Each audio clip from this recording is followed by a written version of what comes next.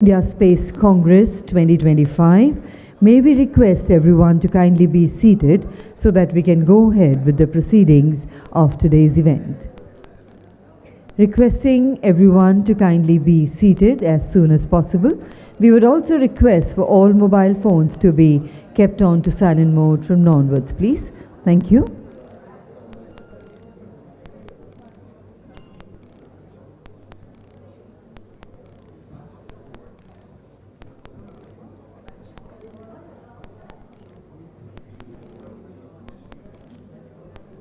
So, ladies and gentlemen, I have the privilege of inviting on stage our distinguished dignitaries who are present here with us for the inaugural session.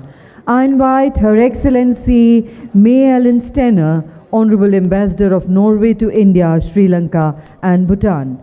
Let's put our hands together, ladies and gentlemen, to welcome Her Excellency on the stage.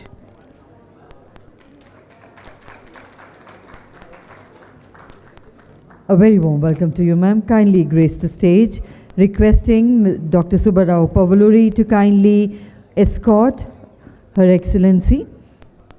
Inviting Dr. Rajiv Behel, MD, PhD, Secretary to the Government of India, Department of Health Research, Ministry of Health and Family Welfare, and Director General, Indian Council of Medical Research. Round of applause to welcome Dr. Rajiv Behel. Let's put our hands together to welcome Mr. Mahavir Singhvi, JS-NEST, Ministry of External Affairs. A very, very warm welcome to you, sir. Inviting Professor Dr. Kayuve Shrogul, President of the International Institute of Space Law, IISL, and Special Advisor for Political Affairs, European Space Agency, ESA. Inviting Mr. Shivaji Chatterjee, CEO, President and Managing Director, Hughes Communications, India. Warm welcome, sir. And Mr. Anil Prakash, Director General, SIA-INDIA. Warm welcome. Kindly take your seats, everybody. The exit doors are requested to be closed so that we can have a smooth flow of the event. And once again, requesting for all mobile phones to be kept on to silent mode. Thank you. Namaskar and good morning. Our special guests of honor, Her Excellency May Ellen Stenner, Ambassador of Norway to India, Sri Lanka and Bhutan, Dr. Rajiv Behel, Secretary to the Government of India, Department of Health Research, Ministry of Health and Family Welfare, and Director General, Indian Council of Medical Research, Mr. Mahavir Singhvi, JS-NEST, Ministry of External Affairs, our esteemed dignitaries on the dais, senior government officials and regulatory leaders, distinguished representatives from the international space agencies and diplomats, participating industry executives and innovators, startups, incubators and venture capital firms, academia and research institutions, defense and strategic experts, respected members of the press and media, ladies and gentlemen. It is with immense pleasure and pride and excitement that we welcome you to Day 2 of the 4th edition of the India Space Congress 2025, a flagship platform to celebrate India's stellar journey in space innovation and global collaborations, which is being organized by SETCOM Industry Association India, SIA-INDIA. The theme this year, Pioneering Innovation in Space Tech, India's Journey Towards Global Partnerships, reflects a shift from domestic capability to perfectly capturing the spirit of a nation no longer just participating in space, but leading and shaping its future. This prestigious Congress, initiated by SIA-INDIA, has since its inception in 2022, evolved from a national dialogue into an international movement. Today, it stands as a powerful confluence of minds from across the globe, bringing together space agency leaders, industry captains, government officials, startups, investors, and academia, all with one shared vision, advancing the future of space through global partnerships. From SETCOM and cybersecurity to quantum tech, biomanufacturing in space, and space-based defense, ISC 2025 is where cutting-edge science meets strategic cooperation, from government-to-government discussions to business-to-business deals, and from startup pitches to student and innovations. The Congress is built not just for dialogue, but for delivery. And the momentum is undeniable, with over 10,000 crore rupees allocated in the union budget for deep tech, rupees 500 crore technology adoption fund, and a surge of venture capital flowing into the sector. India's space economy is no longer emerging, it is accelerating. From our robust PSLV and LVM-3 launch vehicles to a $14.8 billion SATCOM sector and a thriving satellite manufacturing ecosystem, India is becoming a launch pad for the world. But behind these numbers are the people, dreamers, doers, and disruptors. Like all of you here today, shaping the narrative of space, from ISRO labs to student classrooms, from global boardrooms to regional innovation hubs. Ladies and gentlemen, we are proud to highlight that this year's edition includes over 40 countries represented, special country partners like Western Australia, Norway, Italy, and Hungary, and a record response of our call papers encouraging young scientists and scholars to bring fresh ideas to the table. ISC 2025 is not just a conference, it's a launch pad for partnerships, policy reforms, capacity building, MOUs, and innovations that will define India's space journey ahead. So, ladies and gentlemen, once again, we welcome you all to ISC 2025, where imagination meets innovation, where partnership becomes possibilities, and where the future of space begins today. And today we are honored to have the august presence of thought leaders and visionaries who are shaping the space frontier. I would now request Dr. Subbarao Pavaluri, President SIA-INDIA, to kindly felicitate our dignitaries on the stage. We welcome and honor Her Excellency May Ellen Stenner, Ambassador of Norway to India, Sri Lanka, and Bhutan. A very, very warm welcome to you, ma'am.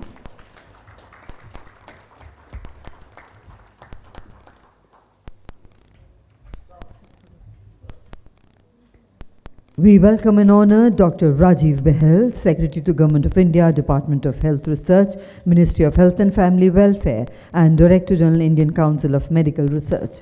A very warm welcome to you, sir. We welcome and honor Mr. Mahavir Singhvi, Joint Secretary, NEST, Ministry of External Affairs.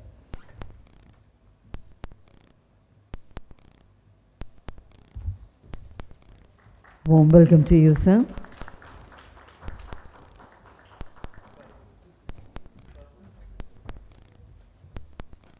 We welcome and honor Professor Kai Uwe Schrogel, President of the International Institute of Space Law and Special Advisor for Political Affairs, European Space Agency. Warm welcome to you, sir.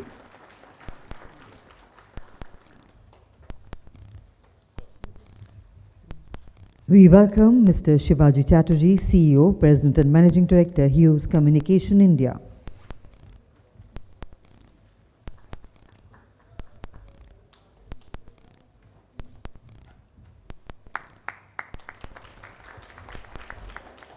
Warm welcome, sir, and we thank Dr. Subbarao Pavaluri, sir, for kindly doing the honors.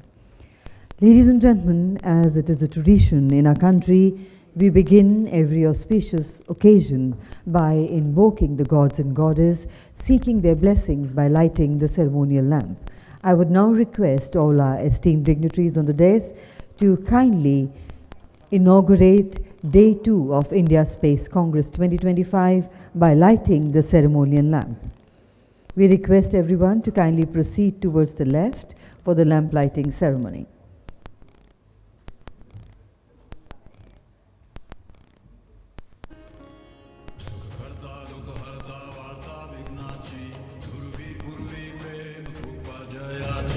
सर्वांगी सुंदर उटी शेंदुराची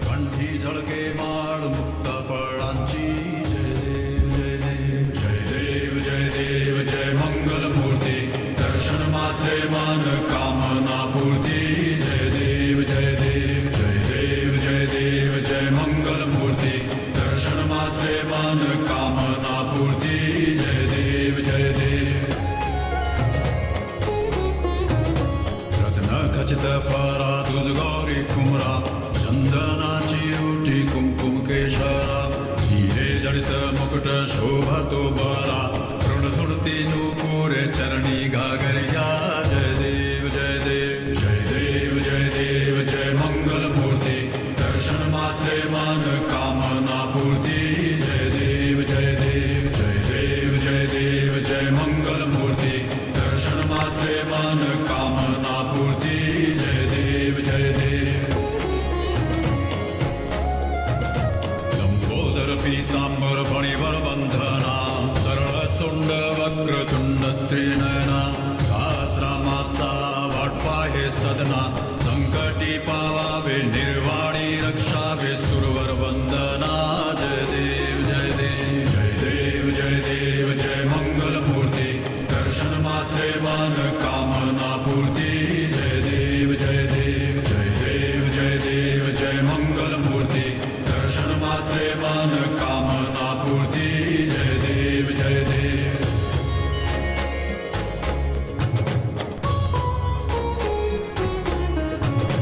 शेंदूर लाल चढ़ायो अच्छा गज मुख को दो दिल लाल बिराजे सुत गौरी हर को हाथ लिए गुड़ लड्डू साई सुरवर को महिमा कहे न जाए लागत हूँ पद को जय देव जय देव जय जय जी Ladies and gentlemen, let's have a round of applause for this ceremonial inauguration of Day 2 of India Space Congress 2025 by all our esteemed dignitaries.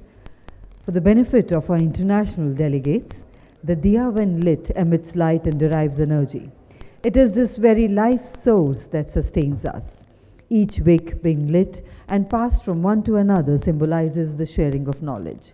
Each wick being lit today is a prayer for global peace, solidarity, and the success of all our space missions. And now, ladies and gentlemen, it's my pleasure to invite the President of SIA-INDIA, a pioneering force in India's space industry and a tireless advocate of public-private partnerships, Dr. Subbarao Pavuluri, for the welcome address.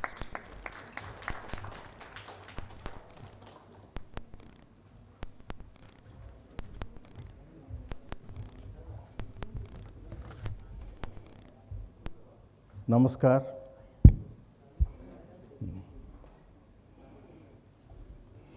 Now entered into second day of our seminar. We have here extraordinary visionaries, innovators, and change makers gathered for last 3 days. It is both an honor and joy to welcome you for day 2 of the Indian Space Congress. We return today not just continue where we left off, but to ascend with renewed clarity, bolder questions, and a deeper sense of shared responsibility.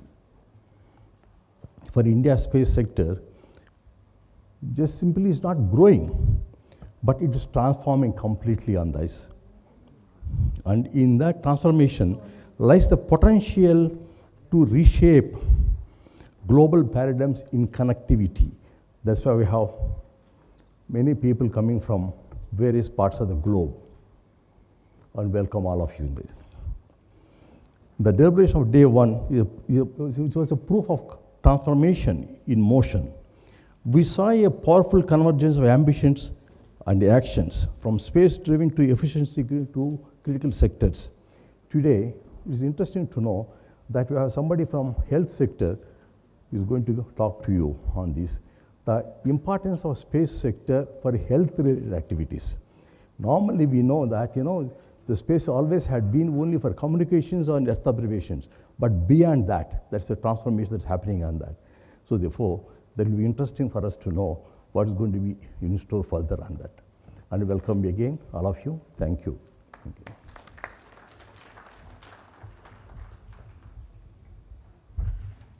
Thank you very much indeed, sir, for those warm words of welcome.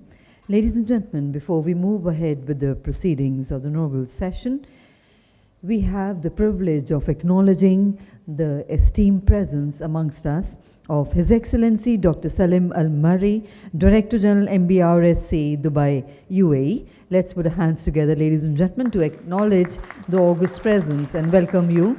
Thank you, Your Excellency, for gracing this occasion. Ladies and gentlemen, it is my pleasure to invite a visionary leader from the satellite communication sector, Mr. Shivaji Chatterjee, who is the CEO, President and Managing Director of Hughes Communication India. Under his leadership, Hughes has emerged as a critical enabler of broadband connectivity and satellite-based innovations, contributing significantly to India's digital transformation. Mr. Chatterjee brings over 27 years of distinguished experience in satellite communications and broadband networking. Having spent 25 years with Hughes, he has received multiple international accolades, including the prestigious Hughes CEO's Honor Award. So please join me in welcoming Mr. Shivaji Chatterjee for the industry keynote address.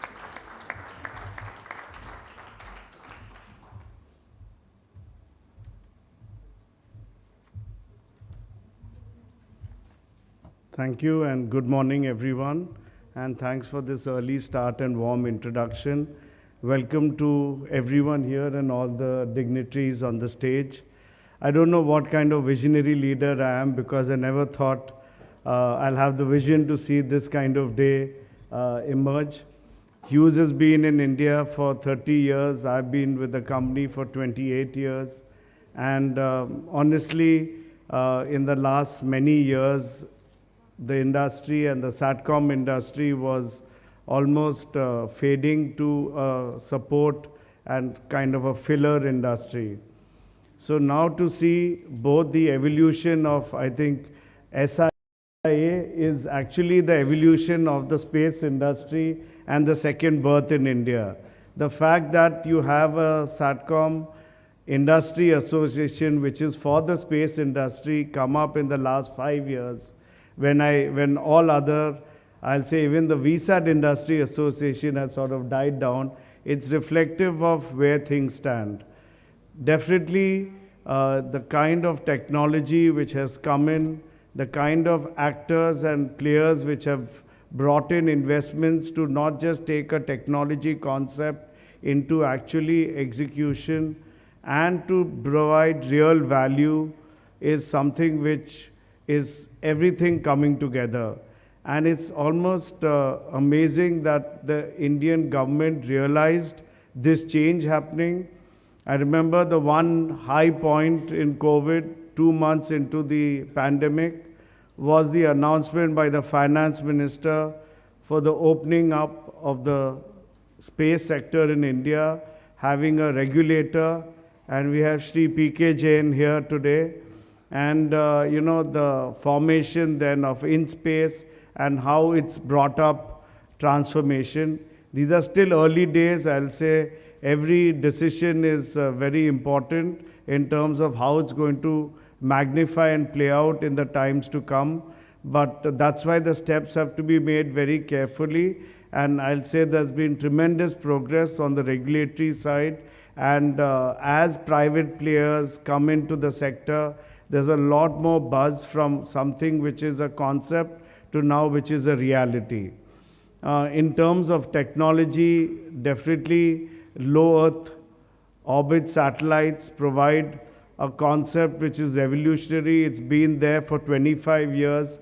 We've had multiple waves of that technology being attempted for different applications. But the fact is, it's now been proven. It's a big success. Both OneWeb and Starlink have shown by, I'll say, global domination and success in over 100 countries that this is something very unique. No telecom service can run globally. Only a space and satellite service can run globally. And that is something like an Apple phone or an Android phone can be used anywhere else, or an application can be used anywhere else. Truly, this is one such service which can be used anywhere in the world, and that is something which provides a magnitude of growth, understanding, and acceptance which is tough to actually quantify.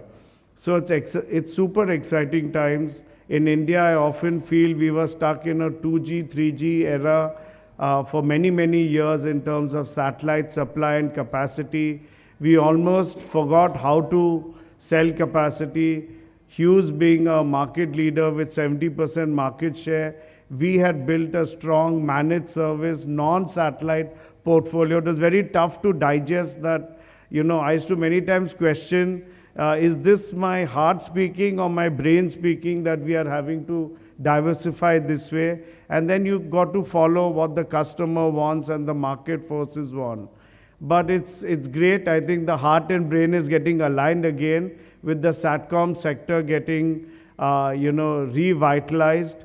As they say, VSAT is dead, SATCOM is alive. So long live SATCOM, it's truly here. And that's a new jargon. Probably it was there all along. I used to think of names like DVB SAT and how do I get some energy back into the VSAT industry. We thought of HTS, but it's the word which was there all along, SATCOM, which seems to be there. And at least what the media says, this is the birth of the SATCOM industry. So I'll say good. In India, we believe in reincarnation. So it's like after 28 years here, I'll say, okay, take it and ride the momentum which is provided. It's definitely, I'll say, exciting from, I'll say, the regulatory action, the technology, the type of players, and the user acceptance. I think that's the main thing. And for us, what is important is how we innovate and realize.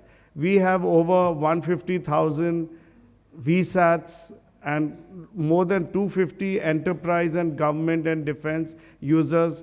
There's a tremendous opportunity to take all of those who were running in kilobits into tens of megabits. That's an opportunity which is just there for the taking, and I'll say that's the anchor for all of us to use.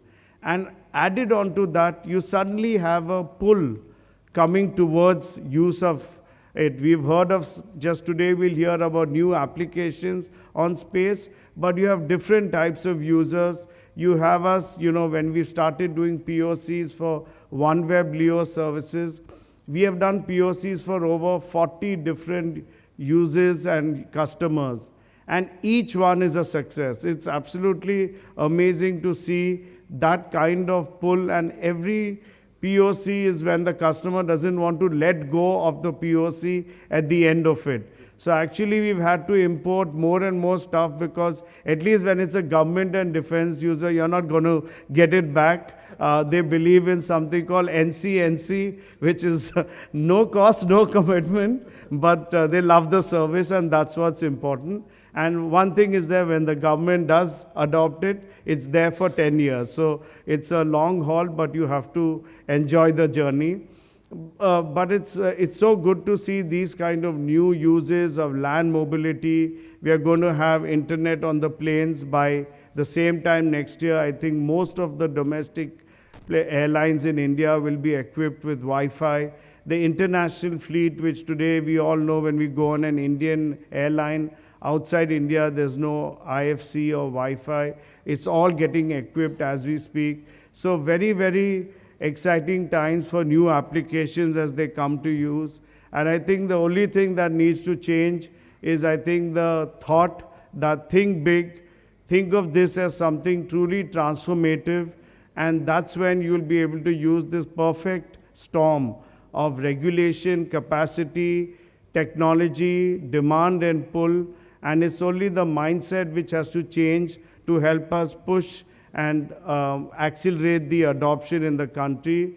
The citizens, the enterprises, the government, defense, everyone is very eagerly looking to ride this wave, and this wave is coming as the supply becomes a reality more and more with the coming of other LEO players and other great software-defined GEO HTS satellites. There's a lot of supply coming. There's a lot of demand and excitement which is there. It's time to bring it all together. Thank you.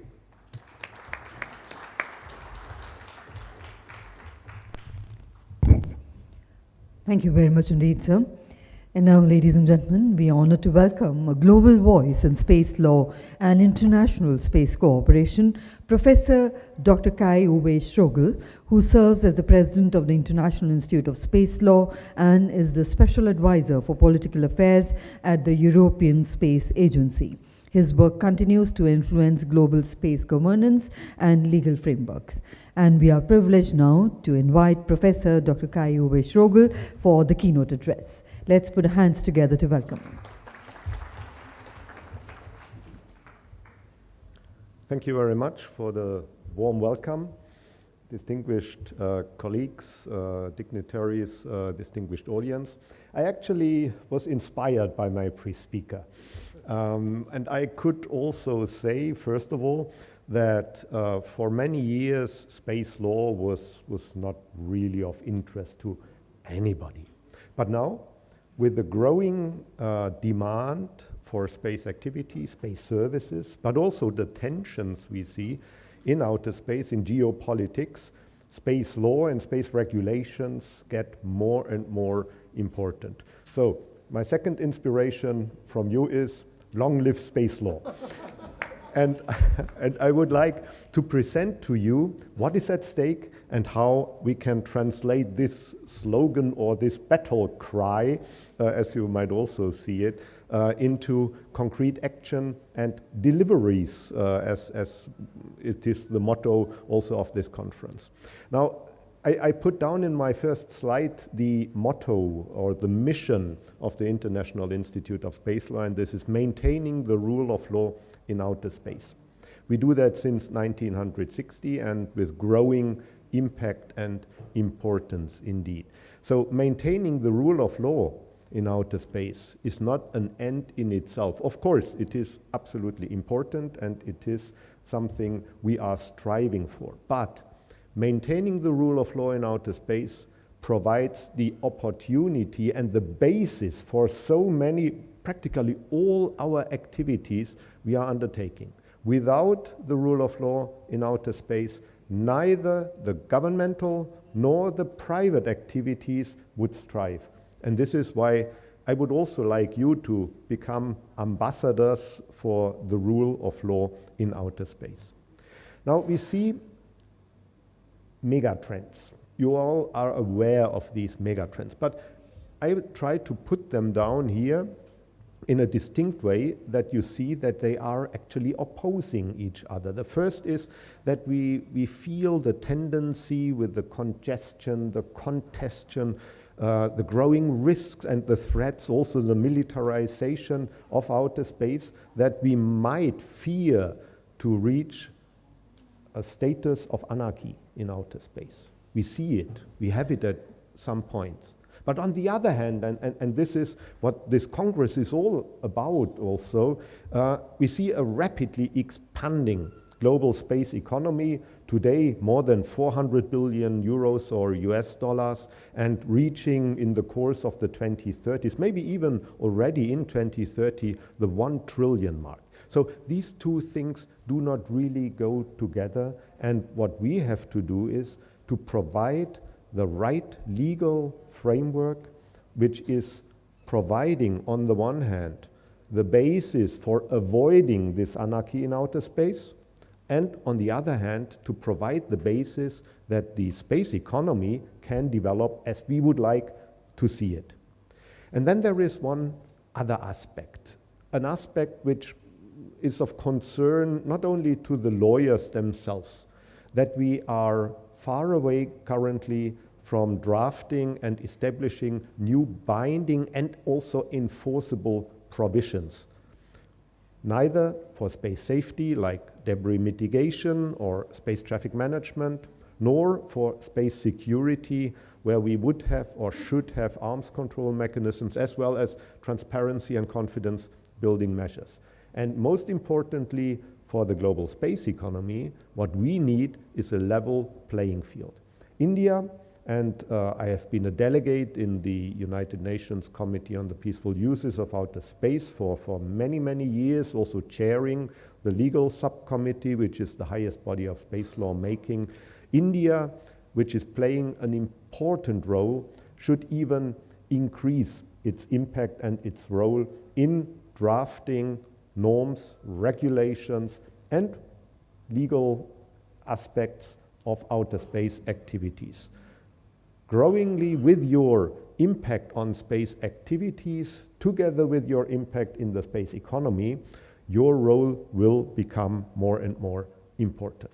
Let me point out 5 trends which make me nevertheless a bit optimistic that the threats I just outlined, the anarchy in outer space, can be handled, can be tamed also through law and regulation. The first is that we see that there is a growing understanding that sustainability and security are connected. There is this security-sustainability nexus, which brings better security through better sustainability laws and regulations. So when governments establish sustainability regulation, it is not only, but this is the primary purpose, good for the environment in outer space, but it's also good for security. And this should not be forgotten. It is a very important aspect which has to be taken into account. The second point is that we see, and I also felt it in the presentations and the statements of the first day of the Congress, that the governments and the non-governmental actors are getting their interests aligned. We have seen it in all parts of the earth that there is government, there is private sector. And often they did not speak the same language, they did not care about, did not even understand each other. And this trend, the growing importance of the space economy, also leads to a better understanding. And the dialogue I have seen here, the mentioning and the referencing of legislation and regulation, also in the first presentation here on this podium, is an indication that this is overcome, and it's overcome for the betterment of drafting good and useful and reasonable regulation. The third point, and this is very important, that the countries nevertheless have to implement international obligations under space law. So they are state party to the space treaties, and they have to implement that. I'm very clear here that these obligations are obligations between sovereign states. You cannot simply transfer it or delegate it, in quotation marks, to the private actors. The governments have to take care that they are implemented through national space legislation. And actually, we have on the podium a representative of the country which had one of the very first implementation laws of the Outer Space Treaty, national implementation law, and this is Norway. Norway was one of the very first countries for that purpose. And today, with and we will hear about that, I'm sure, with the launch complex in Andoya, it's absolutely mandatory and important to have such a law. And I understand India is working on that law, and I can only, first of all, support that, and from our institute's side also support this trend. But it's also something which is imperative and should be speeded up.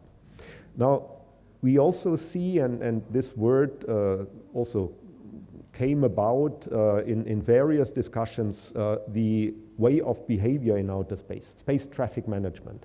This is one of the key aspects of international space law making, and this is something where all of us will have to contribute, governments, the operators, but also the users. And there we only have started to come about conceptualizations, and at such an early stage, it's important to bring your competencies in and to shape what will then be a very important international order. Last point I want to mention or last but one point I want to mention is the field of militarization or the use of space for security purposes. It's a fact since the beginning of the space age, but we are currently at a stage where we are even missing transparency and confidence building measures. We should and have to start with that. We might not reach the point where we have binding arms control treaties. They would be necessary, they would be useful, but let's start one by one, and we can build, and I've put that down here, we can build on a number of activities which have been performed already in the past decade, and we can refer to that when it comes to serious negotiations. There are also a number of issue areas which have to catch our attention. One is the artificial intelligence, the use of AI in outer space. I think we are legally not prepared for that. We have to come up, as we have to do on the ground, something smart, which is not hindering activities, which is also not hindering commercial activities, but with a regime of state responsibility and state liability, we have to be very cautious and careful of how artificial intelligence is used in outer space, in particular in the field of space traffic management, in order to be aware and also to find always the responsible entity, otherwise it will be chaos in this system. Last point I want to mention, and this is very important and dear to the commercial sector, we have to see that we expand the outer space economy on the global scale. For that, we have to come up with a level playing field. We have to establish fair competition in which all the actors from all countries in all sectors can participate in a marketplace which will be open to everybody and which will be fair.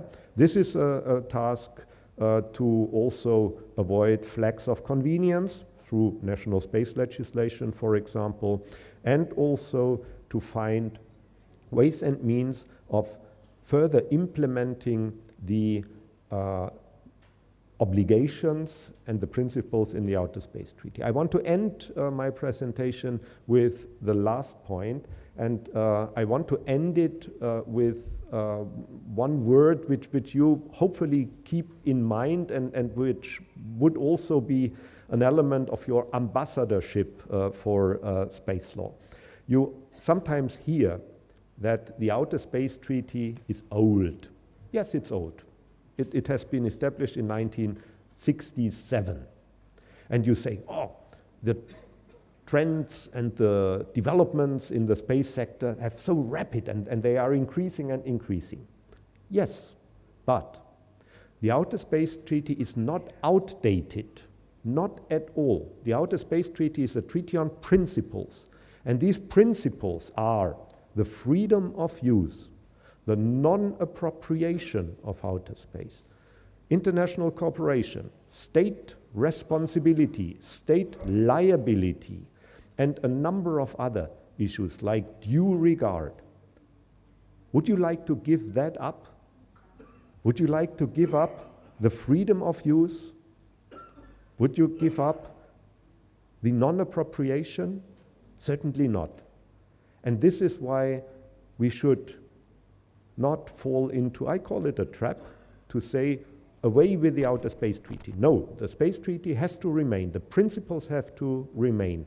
And then, underneath the principles, we have to work on additional laws, regulations, national and international. Please keep that in mind and be an ambassador for the Outer Space Treaty. One last word on our institute, the International Institute of Space Law. It is the largest and the most traditional, as you see, 65 years old, non-governmental institution, a platform for exchange on space law. More than 50 countries are represented in our institute. Ranjana Kaul, Dr. Kaul, Vice President of the Institute and extremely well known in India and also internationally, is of particular support and importance in the Institute, where we try to bring together not only academics, but also space lawyers in governments, agencies, industry, and private practice. You don't find anywhere else this dialogue, which is necessary also to come up with the right solutions and the right activities for the space sector.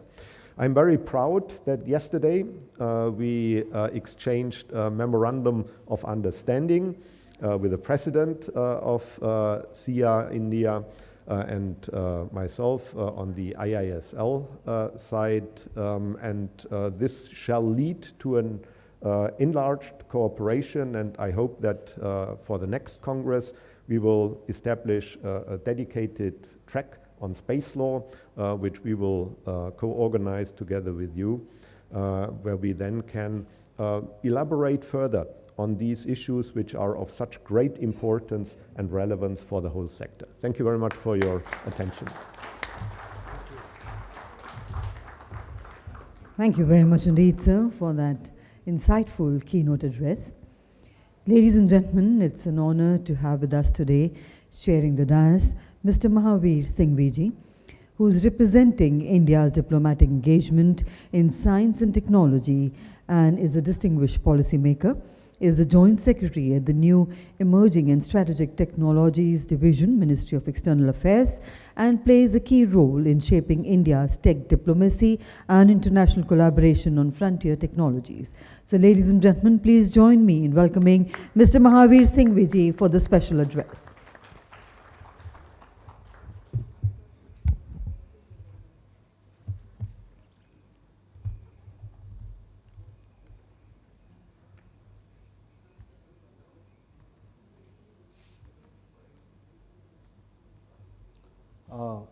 Thank you for the introduction. Good morning, everyone, dignitaries and excellencies on the dais, off the dais. At the outset, I would like to thank SIA-INDIA for inviting me here today to this India Space Congress. It is indeed a pleasure for me to be present here today in this inaugural session. The theme of this year's Congress, that is pioneering innovation in space technologies, India's journey towards global partnership, I think could not be more timely. India, as you know, is poised to play a leading role as we are transitioning into an era where space is no longer just the final frontier, but a thriving economic, strategic, and diplomatic domain. And the momentum behind building a truly international and interoperable space ecosystem is reflected here in this Congress with the presence of representatives from various countries which are present here today. Now, before I dwell into the theme of this year's conference, which is, I think, very relevant for the diplomats and from the Ministry of External Affairs point of view, I would like to pay a little bit attention towards Bharat's journey towards the global partnership in the space sector. And I would say that it's not entirely new. However, I think its contours have changed significantly in recent times. From launching a small rocket in the early 1960s to becoming the first nation to land near the South Pole of Moon, our journey has been remarkable and full of grit and determination. And I would say the journey, which began as a vision for societal development and rural communication, has now matured into a multi-dimensional ecosystem that connects global commercial interest, national security imperatives, and international scientific collaborations. And today, as our Prime Minister says, our rockets not only carry the payloads into the space, but also the dreams of 1.4 billion citizens. And today, India's space sector is not just government alone. but it also consists of a growing constellation of private sectors, enterprises, academic researchers, startups, defense actors, and policy thinkers working together to expand our capabilities and partnerships. And in fact, space is now central to our conversations on climate resilience, secure communications, precision agriculture, urban planning, critical infrastructure, and cybersecurity. It is also a part of our geopolitical dialogues on strategic technologies, export controls, and rule-based access to global commons, which the previous speaker also talked about. And from the vantage point of Ministry of External Affairs, I think we view India's space endeavors not merely as a matter of scientific achievement or technological prowess, but also as a critical pillar of our foreign policy. And today, space sector is unequivocally the new frontier of diplomacy. Our Prime Minister's vision for India's space sector is also clear. That is to make India a leader in the global space economy and a trusted partner in space exploration. So to a great extent, this vision is underpinned by the philosophy of Vasudhaiva Kutumbakam, that is, world is one family. We believe that the benefits of space should be accessible to all and that international cooperation is paramount for ensuring the sustainable, safe, and responsible use of outer space for the benefit of humankind. And the previous speaker, I think, dwelt on this issue elaborately. Now, the reforms championed by our governments, particularly through the establishment of InSpace, have truly democratized India's space sector, inviting greater participations from private industry and startups. The 2023 India space policy is a landmark in this regard, providing a structural framework for private participation across satellite manufacturing, launch vehicles, and downstream applications. And this strategic shift is not just about unleashing domestic potential. It is also about signaling to the world that India is open for space business, ready to collaborate, and eager to integrate into global space value chain. In fact, today more than ever before, the space economy's commercial potential is expanding, with several private Indian firms like Skyroot, Agnikul, Pixel, I think a lot of representatives are here. They are leading the innovation under a reformed regulatory environment encouraged by InSpace. And now let me talk a little bit about the space diplomacy. And in this realm, according to me, our objectives and efforts are multifaceted. And I would like to mention 4 aspects here. First, it is to project India's capabilities and expertise in this sector. Today, our cost-effective launch solutions, advanced satellite manufacturing, and growing private sector dynamism makes us an attractive partner. Missions like Chandrayaan and Mangalyaan have showcased our scientific ingenuity, inspiring millions and demonstrating our capacity for complex space endeavors. Our growing technological prowess reflected in systems like NAVIC, Gagan, and advancement in GSLV and PSLV is matched by its accessibility and cost effectiveness, making it an attractive partner for emerging space nations. Second, engaging in shaping global space governance. As outer space becomes increasingly congested and contested, the need for clear norms, rules, and responsible behavior is paramount. India advocates for a peaceful, secure, and sustainable outer space environment, ensuring that space remains a domain for exploration and cooperation. Our participation in international forums like the UN Committee on the Peaceful Use of Outer Space is crucial in this regard, and this involves addressing challenges like space debris mitigations, responsible orbital operations, and cyber security for space assets. And you have seen elaborately the presentation by the previous speaker on this point. Third, prioritize leveraging space for national development, global public good is also important from a diplomacy perspective. Our space applications have long served socio-economic development, from disaster management and remote sensing, for agriculture to tele-education and telemedicine. And as we expand our capabilities, we also expand our contribution to global challenges like climate change monitoring, natural disaster prediction, and enhancing connectivity, especially in remote areas. And fourth, focusing on forging strategic partnerships with different countries. Space collaboration, as you know, is a powerful tool for building trust and deepening bilateral ties. And we are actively engaging with like-minded countries to collaborate on everything from satellite development and data sharing to human space flight and deep space exploration. Our partnerships now expand continents from NASA and ESA to JAXA and CNES.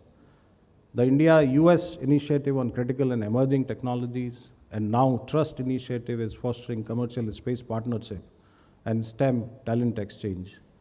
The year 2025 has been hailed as the pioneering year for India-US civil space cooperation, and both countries committed to further enhance and deepen the commercial space collaboration through industry engagements in conventional and emerging areas.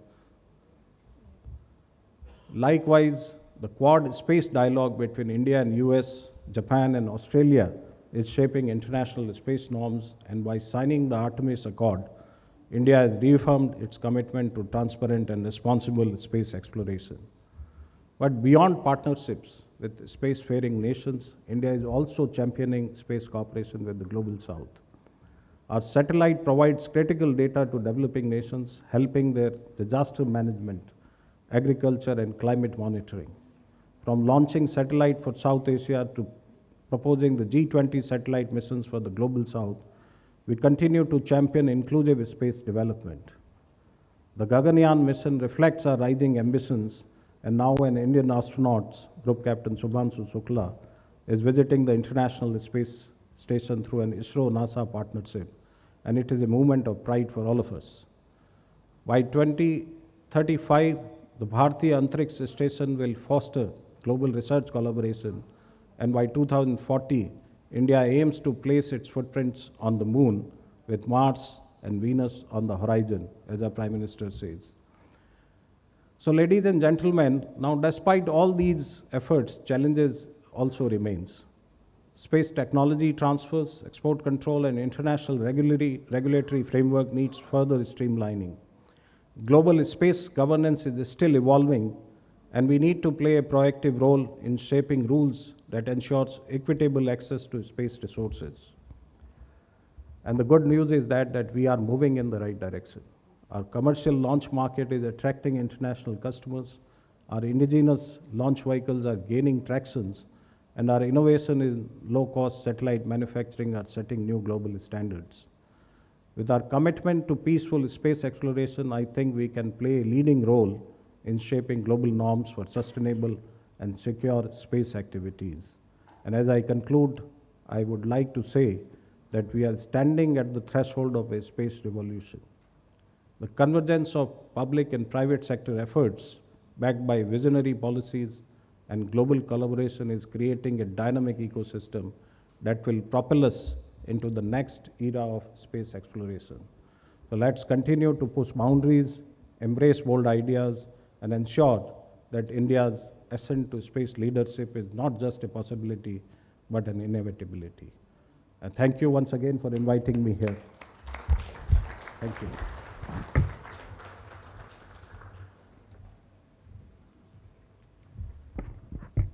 Thank you very much indeed, sir, for that insightful address.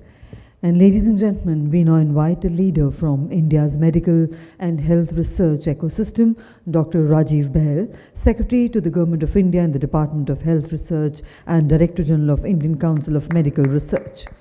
Dr. Bahl is a distinguished physician scientist with over 3 decades of leadership in maternal, newborn, and child health research, and he has served as head of research at the World Health Organization in Geneva and has led global initiatives that have shaped the saving public health policies, and his insights into intersections of space-based solutions and public health are vital to national development. So let's put our hands together and welcome Mr. Rajiv Bahl.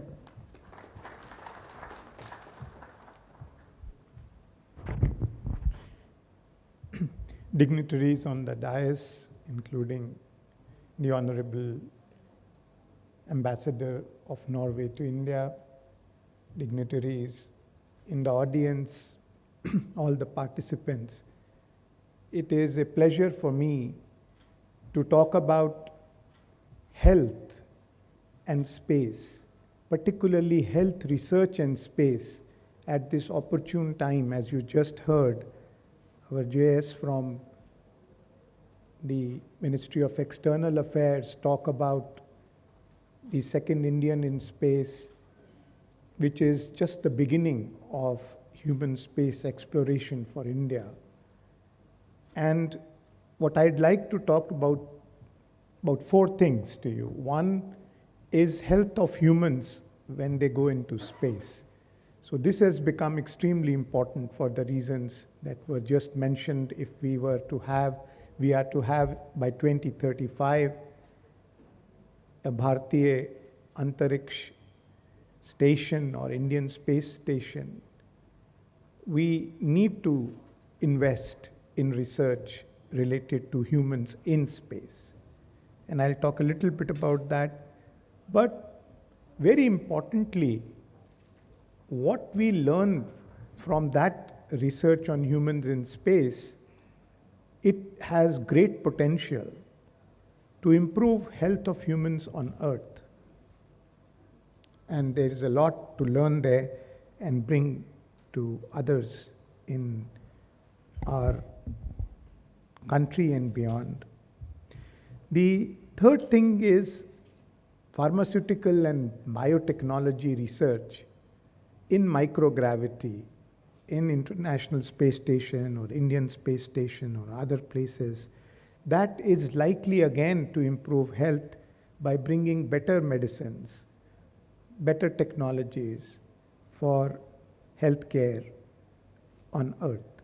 And finally, the use of telecom, AI, other digital health, other related technologies which are in space or used from space for improving health, monitoring of human health, and improving human health on Earth. So coming to the first thing, the very important issues are that in microgravity, you have a huge impact on health, including bone and muscle mass loss, changes in immune system, changes in stress, both psychological, emotional, etc., sleep disturbances, changes in the brain, the intracranial pressure, and others. And to research that will, as I said, not only help us keep our astronauts safe and healthy in space, but also to deal with those type of disturbances, disorders on Earth. Microgravity presents a unique opportunity for researching these various aspects of human health. And therefore, what we can learn in microgravity would be very difficult, if not impossible, to learn on Earth.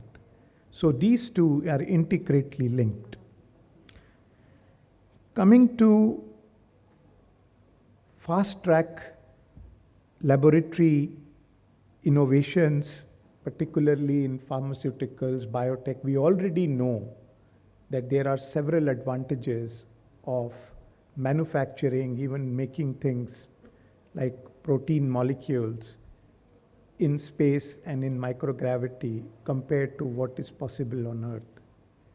And we think that research could really result in improvements in our healthcare products that we are going to work on. And I really think that industry and Indian pharmaceutical industry, international industry as well, will take on that responsibility. And if they get that opportunity, which we are sure they will contribute to that kind of research.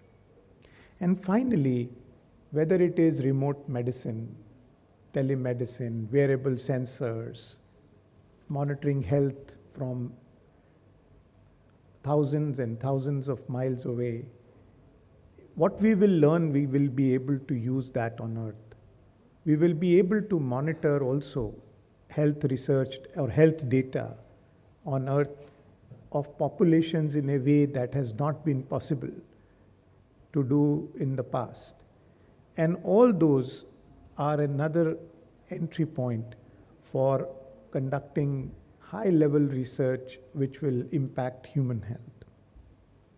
As far as the Government of India, Ministry of Health and Family Welfare, and in particular the Indian Council of Medical Research is concerned, we are deeply committed to supporting this kind of research both by public sector and by private sector.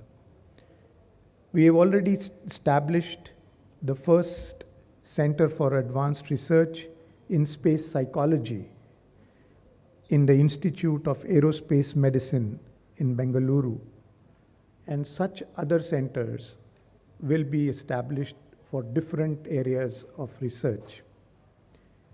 We are committed to foster excellence in astronaut health, pioneering innovations that will serve not only India, but the people of the world, and translate the knowledge and real-world health benefit into real-world health benefits. And we are laying the foundations of this kind of health research in space already, and look forward to working with everybody else and collaborate with other partners to do so.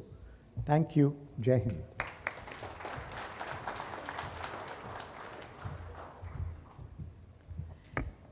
Thank you very much indeed, sir.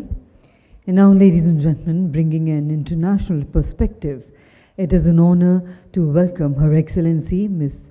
May Ellen Stenner, Ambassador of Norway to India, Sri Lanka and Bhutan. A seasoned diplomat with nearly 3 decades of service, Ambassador Stenner has held several senior positions in the Norwegian Foreign Service, including Deputy Permanent Representative to the United Nations in New York and Deputy Director General for Norway's Regional Department. Her extensive experience spans Africa, Asia, Latin America, the Middle East, and humanitarian affairs. She is a trained lawyer, a champion of peace and reconciliation, and respected voice in multilateral diplomacy. We are privileged to have her with us today. And ladies and gentlemen, let's put our hands together to welcome Her Excellency May Ellen Stenner for the special address.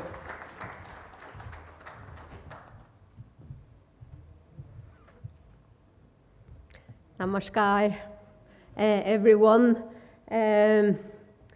Distinguished fellows at the dais and all guests in the panel. Let me just say how happy I am to be at the India Space Congress today. It's the first time Norway is participating as a country partner. So thank you to Satcom Industry Association for this fantastic event. Let me also say I'm truly impressed by India's achievements in the space domain. When I arrived in India to take up my post as ambassador, it was just a few days after Chandrayaan-3 landed on the south pole of the moon.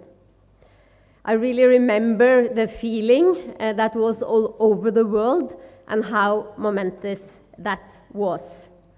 And now, as we speak, almost another milestone is being reached as the Axiom 4 mission is reaching the International Space Station, and India is starting its human space program. Congratulations to India, to ISRO, and to all partners involved.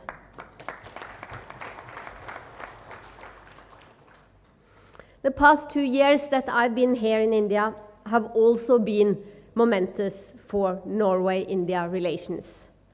Norway has significantly strengthened its presence in India, and India is now an important partner for Norway in many areas. Trade between our countries has more than doubled since 2018 and is expected to grow even more with the Trade and Economic Partnership Agreement between India and the 4 EFTA countries that was signed in March last year. This is a historic agreement which marks a new era for our economic cooperation and will open doors to new opportunities when it enters into force later this year. The TEPA will facilitate more collaboration between Norwegian and Indian industries to contribute to India's ambitious goals, also in the space industry. Norway and India have actually been cooperating on space activities for over 25 years. The first MOU between the Norwegian Space Agency and ISRO dates back to 1996. Almost 30 years, that is. And Norway were among the first countries to have a formalized space cooperation with India. This year, the agreement between Norwegian Space Agency and ISRO has been updated. It covers cooperation in exploration and uses of outer space for peaceful purposes and includes important areas of collaboration, for example, Earth observation, maritime domain awareness, cooperation in ground segment services, space science and sustainability, and there is more. I'm also very happy to have Norwegian company Kongsberg Satellite Services, KSAT, as part of Norway's country partnership at this conference. KSAT is one of the most instrumental companies in the Norwegian space industry. KSAT operates the world's largest network of ground stations for satellite communication in the world, from Svalbard in the Arctic North to Antarctica in the south, with more than 350 antennas spread across the globe. This enables crucial data delivery for climate monitoring and disaster response, and to defense and security, all in a timely and reliable manner. KSAT is a critical provider of space to ground communication to India and to global space community. And I'm very glad to witness your continued cooperation. KSAT is providing ground station services to ISRO and New Space India Limited, NSIL, from Svalbard. This has been further enhanced and expanded since 2023 under a long-term cooperation agreement.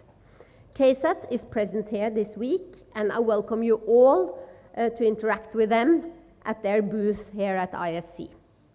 They are seeking further partnerships with companies and the space community in India. With the great progress in space cooperation between Norway and India that we have witnessed in the past year, I am very optimistic about more collaboration in the years to come. There is great potential, especially with Earth observation and maritime surveillance solutions that can benefit both nations' space capabilities and industrial base. Norway's approach is to be a partner and to work with India, in line with the Atmanirbhar Bharat initiative.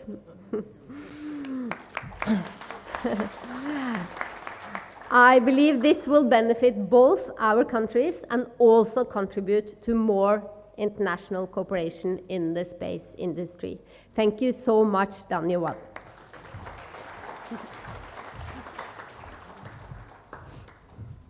Thank you very much indeed, Your Excellency. And now, ladies and gentlemen, it gives us immense pleasure and a deep sense of pride to extend our heartfelt congratulations to an exceptional leader, trailblazer and inspiration, Miss M. Revati.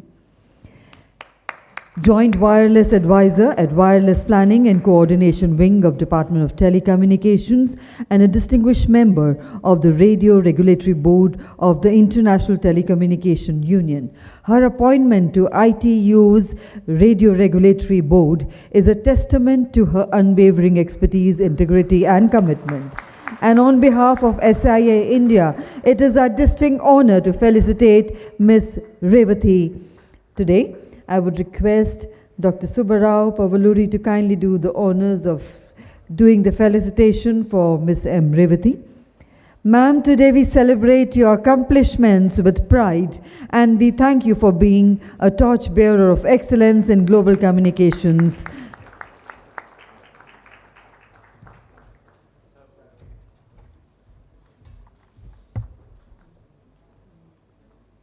Thank you very much indeed, ma'am, for your esteemed presence here today.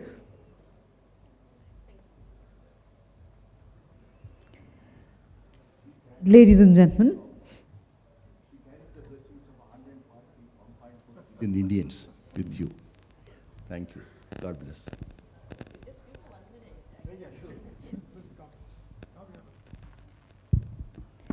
we would request ma'am to kindly address the August House, and let's once again put our hands together to welcome.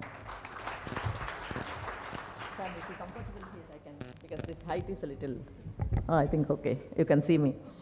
Thank you. I'm very honored to be facilitated by you and with Dr. Subbarao ji.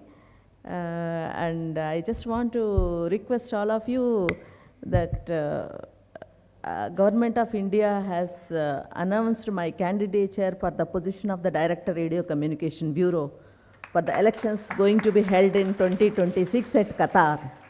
I am honored to be a candidate from Government of India for that prestigious position, and I have almost 30 years of experience in the radio regulations and spectrum management, including satellite orbit resources.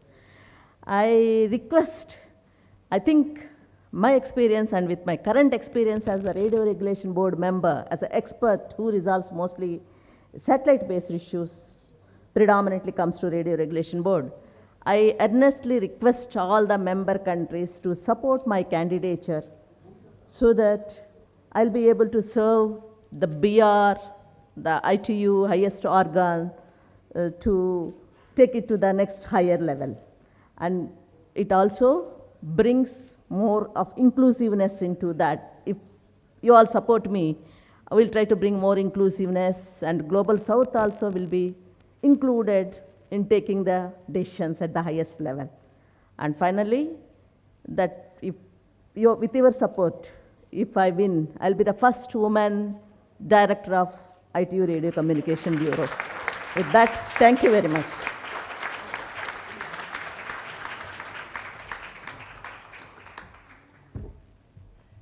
Heartiest congratulations to you, ma'am, once again, and we are extremely proud of you. And now, ladies and gentlemen, we come to the important milestone in the conference. We will witness the exchange of Memorandum of Understanding between SIA-INDIA and NABHA Foundation, a partnership that signals new avenues for innovation and research. I would request our representatives of NABHA Foundation to kindly come up on the stage for the MOU exchange.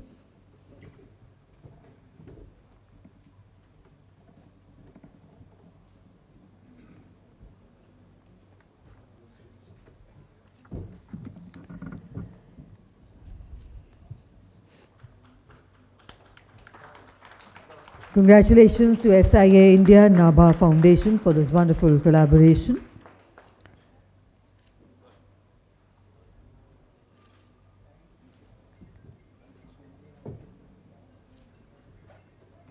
And we would now request all our esteemed dignitaries on the dais to kindly do the honors of releasing the significant microgravity research report that captures insights and potential of space-based experimentation.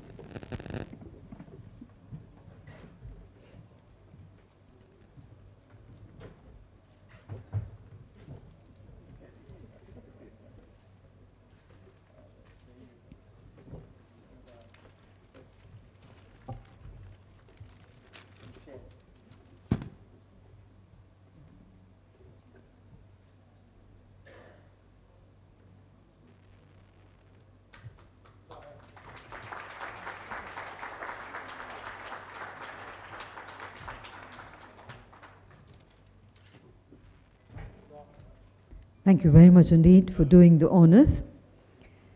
And now, ladies and gentlemen, to formally conclude this remarkable inaugural session, I have the privilege of inviting Mr. Anil Prakash, Director General SIA-INDIA, to kindly propose the vote of thanks.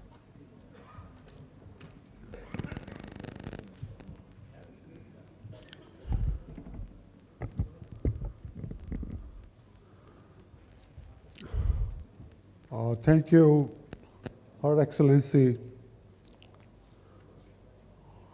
Ambassador of Norway. I'm really grateful for your kind presence and inspiring us with your kind address. I'm very thankful to Shri Rajiv Bahal for providing his very thought leadership voice, because he is sitting on the helm of fair where the health-related things do take place. And I serve your commitment to work on with private sector, on space medicine, both for space for Earth and space. So really encouraging, and we definitely like to work with you, sir. Thank you very much for your kind preface, sir. Mahavir Singh Vijay, Joint Secretary, he is more friend or less diplomat, because he is always open for suggestion, ideas, and he is really pushing us that you have to reach out space and all things, and I think he is really making our roads into different countries. Our embassies abroad are working very proactively, taking this message forward. Thank you very much for your kind address this morning. Dr. Schrogel, I think you have touched on a very basic fundamental of how our humanity can be protected or survive until unless we have the unanimity into how to maintain the space sustainability. I think that is the forward-looking. Everyone in the house is a bit concerned about the way things are happening, which is not visible through eyes in the space. That is really disastrous, and we have to really awaken ourselves. That is through a regulation and also the cooperation among the countries. Thank you very much for your message this morning. Madam Revati, and you are very inspiring, not for all the nation, but the younger generation. There are a lot of young ladies and women folks looking forward to you, and I like to intimate you that they like to one day want to be a space entrepreneur or spacepreneur. Thank you very much for your commitment, and we wish you all the best, ma'am, for your candidature, and we hope that audience will definitely look at it. And I feel on behalf of SIA-INDIA and in India for all the delegate member of ITU to please support her. Thank you very much. So, our friend Shivaji Chatterjee, I think he has spoken from the heart. He said he was little nervous in terms of whether he should speak from brain or speak from heart. I think you use your heart more than brain. So thank you very much for your message. I think everybody was little shocked the way the SATCOM industry was going down about 10 years back or 15 years. Everybody was concerned about it. Where the terrestrial is taking boom, the 4G, 3G, 5G is taking up, and then suddenly the satellite was put it back on back burner. They said, okay, he put it back, we can do everything. But suddenly the 5G and 6G is coming on the way, and there's the integration is taking place. 3GPP, ITU, all the standards bodies are working towards into making this happening, that there's no way that the terrestrial body will work alone, and they have to survive, they have to work with the satellite. So the message is loud and clear. Our presence at Barcelona, World Communications Meet, the satellite industry has grown. Last year it was participated, 150 companies participating at MCC in Barcelona. That shows that how serious the satellite industry is working towards the terrestrial industry. So first day was remarkable. Second day, equally remarkable. Thank you very much for your audience and you being here. The hall is pretty full, and thank you very much for coming early in the morning. It is very difficult for Delhi wala to come because we are very lousy, very lazy people. We don't like anything. So you wanted to start something before 10 o'clock. So thank you very much for coming on your way and making us proud of things. And everybody's charged up yesterday. I think it was, we have put a live telecast, I think we should have done this hall. It was in a small hall, and the hall was jam-packed. We are seeing live the launch of Axiom 4 mission, where the four country nationals are flying up. And then as they're reaching towards the skies, everyone's looking with a lot of inspiration that there is another victory of a human endeavor. And I think the space binds everybody. It takes everybody along. What you do in your day-to-day life, what you touch upon, what you starting from the water, starting from your mobile phone will be dead without satellite. So I think it is touching about all our education, all our health, the monitoring, the weathers, everything. Earlier I used to doubt that I see the weather forecasting, there will be rain 4 o'clock in the afternoon. Hi, Connie, the bright sun is coming over, the average talk wrong. At 4 o'clock sharp, the rain comes. How predict the weather forecasting is how it's made, it is made through the satellite imagery, that's how it is made possible. So I think the deliberation yesterday was tremendous, and today is going to be equally. We have back-to-back sessions after this break, and I hope you will enjoy the deliberation and the participation, and there more to come tomorrow also. So I really looking forward to it. I'm again very thankful to the honest guest this morning at the dais. I'm really thankful to you for kind presence and look forward to further. Thank you very much.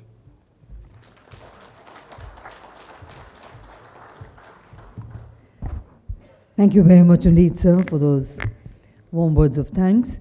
And now, ladies and gentlemen, before we close the proceedings of the inaugural session, I would like to inform all participants about the parallel session that will be taking place post the tea break.